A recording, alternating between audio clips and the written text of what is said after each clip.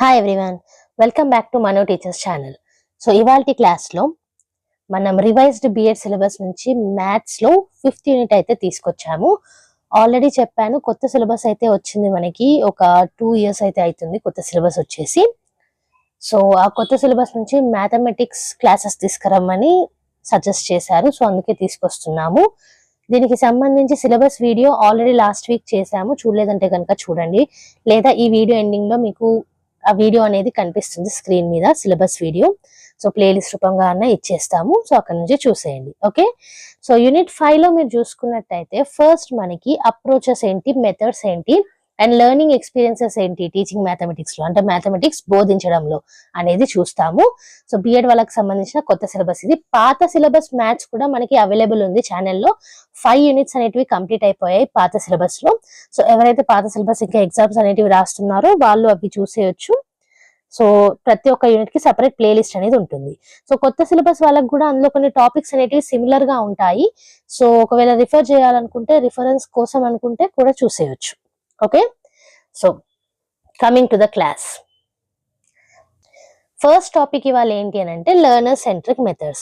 So మనకి student centred methods అనేటివి ఇప్పుడు చాలా ఇంపార్టెంట్ అయిపోయాయి. సో దానికి సంబంధించి ఫస్ట్ టాపిక్ మనకి learner centric methods. Learner centred instruction empowers learners to participate actively in the learning process. So learner centred, so అక్కడ లెర్నర్ ని ఇంపార్టెన్స్ అనేది ఇస్తున్నారు లెర్నర్ కి, అండ్ అలాగే వాళ్ళు ఎక్కువగా పార్టిసిపేట్ చేసేలాగా ఉంటుంది లెర్నింగ్ ప్రాసెస్ అనేది. Unlike more traditional teacher-centered approaches which focus on the instructor, this model places the learner at the center of the learning process. So, traditional way ఏంటి, టీచర్ సెంటర్డ్. సో అక్కడ instructor కి, teacher కి ఎక్కువగా importance అనేది ఉండేది, focus అనేది ఉండేది. So ఆ అప్రోచెస్ ఉండేటివి. కానీ ఇక్కడ లెర్నర్ సెంటర్ లో centre of the learning process ఎవరు? లెర్నరే. Student centred learning, students interest drives education. So student centre learning లో స్టూడెంట్స్ యొక్క ఇంట్రెస్ట్ ఏదైతే ఉంటుందో దాని ద్వారానే ఎడ్యుకేషన్ అనేది అవుతుంది అనమాట. Student centre learning gives students the opportunity to decide 2 things: what material they learn and how they learn it. So ఈ లెర్నర్ సెంటర్ కానివ్వండి, స్టూడెంట్ సెంటర్ కానివ్వండి, ఈ అప్రోచ్ లో ఏంటంటే స్టూడెంట్స్ కి ఒక 2 things అనేటివి వాళ్ళు డిసైడ్ అవ్వగలుగుతారు. అవేంటి అని అంటే ఏ మెటీరియల్ నుంచి నేర్చుకుంటారు, ఎలా నేర్చుకుంటారు అనేది. Okay, a learner centered approach puts the learner at the center of the learning process, emphasizing their needs, interests and goals. Okay, ఇంతకు ముందే చూసాము, లెర్నర్ సెంటర్ లో స్టూడెంట్స్ ఎవరైతే ఉన్నారో వాళ్ళని, లెర్నర్స్ ఎవరైతే ఉన్నారో వాళ్ళని సెంటర్ లో ఉంచుతున్నారు. ఎలా అనంటే వాళ్ళ యొక్క ఇంట్రెస్ట్ ఏంటి, వాళ్ళ నీడ్స్ ఏంటి, వాళ్ళ గోల్స్ ఏంటి, ఈ ప్రకారంగా. Okay, this approach is more effective than traditional teacher-centered approaches in promoting engagement, motivation and knowledge retention. So teacher centred approach తో పోల్చుకుంటే కనుక ఈ లెర్నర్ సెంటర్డ్ అప్రోచ్ అనేది పిల్లల్ని ఎంగేజ్ చేయడానికి, మోటివేట్ చేయడానికి, నాలెడ్జ్ ఇవ్వడానికి చాలా ఈజీ అవుతుంది, బెస్ట్ వే కూడా. Okay, learner centred design focuses on the quality of student learning. So learner centred ఎప్పుడు కూడా స్టూడెంట్ యొక్క క్వాలిటీ లెర్నింగ్ మీదనే ఫోకస్ అయి ఉంటుంది.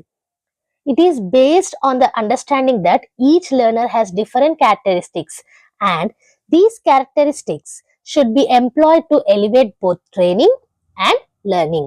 So ఈ లెర్నర్ సెంటర్ లో ఏంటంటే లెర్నర్స్ మీదనే ఫోకస్ అనేది ఉంటుంది కాబట్టి ఆబ్వియస్ గా డిఫరెన్షియేషన్స్ అనేటివి ఉంటాయి, డిఫరెంట్ క్యారెక్టర్స్ అనేటివి కూడా కనిపిస్తాయి. సో దాని ప్రకారంగానే లెర్నింగ్ ను ట్రైనింగ్ అనేది కూడా అలాగే ఉండాలి. Okay, learner-centered teaching methods shift the focus of activity from the teacher to the learners. So learner-centered teaching methods ఏంటంటే ఈ టీచర్ యాక్టివిటీస్ చేసేదానికంటే లెర్నర్స్ ఎక్కువగా యాక్టివిటీస్ అనేవి చేస్తూ ఉంటారు.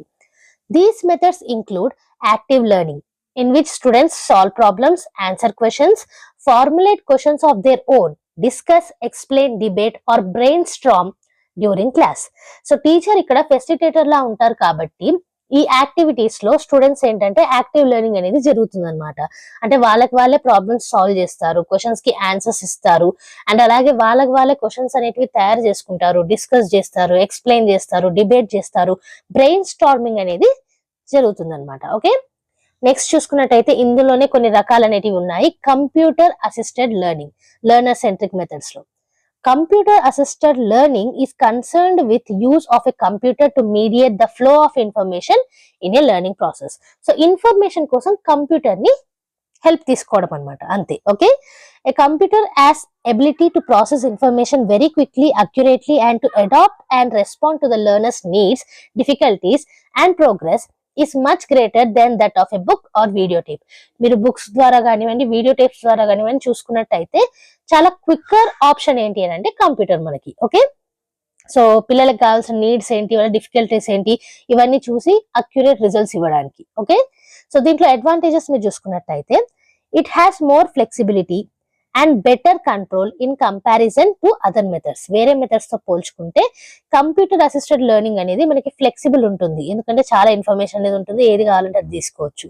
అండ్ అలాగే కంట్రోల్ కూడా ఉంటుంది దాని మీద. ఓకే, నెక్స్ట్ చూసుకున్నట్టయితే it can be effectively used for drilling and practising, simulation and modelling. So simulation కోసం, ప్రాక్టీసింగ్ కోసం, డ్రిల్లింగ్ కోసం, ఈ మోడలింగ్ కోసం, ఇవన్నిటి కోసం ఈ కంప్యూటర్ అసిస్టెడ్ లెర్నింగ్ అనేది బెస్ట్ ఆప్షన్. సో లిమిటేషన్స్ చూసుకున్నట్టయితే it is impersonal and costly. So personal గా ఉండదు, కొన్ని సెక్యూరిటీ రీజన్స్ కూడా ఉంటాయి, అండ్ అలాగే కాస్ట్లీ కూడా. ఓకే, సో నెక్స్ట్ మెథడ్ చూసుకున్నట్టయితే లెర్నర్ సెంట్రిక్ మెథడ్స్ లో open learning. Open learning is a flexible method of delivery the instruction where the learner has open access to learning resources of people, material, equipment, and accommodation, although regular classes attendance are not necessary. So open learning లో ఏంటంటే flexible ఉంటుంది అనమాట. ఈ instructions అనేటివి learners కి తగ్గట్టుగా ఇచ్చేయచ్చు, and వాళ్ళకి learning access కూడా ఉంటుంది అనమాట, రిసోర్సెస్ కి లేదా వేరే మెటీరియల్స్ కి, ఎక్విప్మెంట్స్ కి. ఓకే, సో అటెండెన్స్ అనేది అంత రిక్వైరబుల్ కాదు రెగ్యులర్ క్లాసెస్ లో. There are no or minimal restrictions on admissions. So admissions మీద రెస్ట్రిక్షన్స్ అనేటివి ఉండవు, లేదా మినిమల్ రెస్ట్రిక్షన్స్ అనేటివి ఉంటాయి. The face to face interaction between teachers and students through tutorials should form a part of open learning.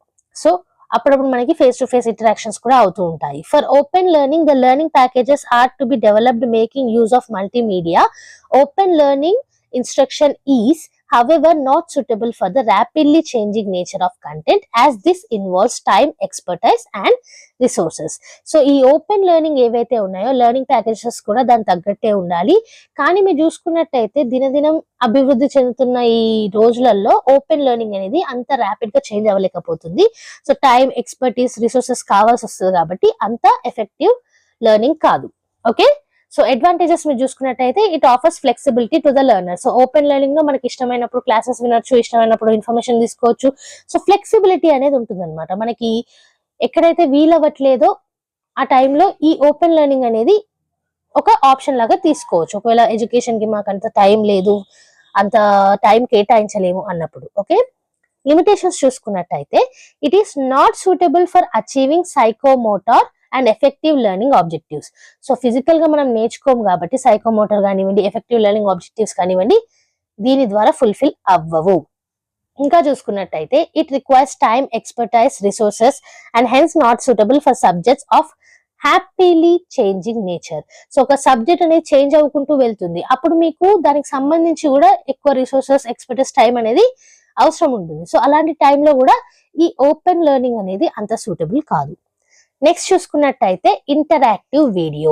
The interactive video approach to teaching can be employed to achieve cognitive, psychomotor and effective objectives. So interactive వీడియోలో ఏంటంటే మీ brain కానివ్వండి, physical గా కానివ్వండి, effective objectives అనేటివి ఇక్కడ fulfil అవుతాయి. It allows the learner to randomly access any piece of information and provide immediate feedback regarding the consequences of the action. So ఈ interactive videos వల్ల ఏంటంటే మనకి లెర్నర్స్ కి ఇన్ఫర్మేషన్ అనేది దక్కుతుంది, దాంతో పాటుగా ఇమీడియట్ ఫీడ్బ్యాక్ వస్తుంది అండ్ కాన్సిక్వెన్సెస్ కూడా తెలుస్తాయి. The essence of the interactive video experience is video stimulation with a greater number of video presentations of real images.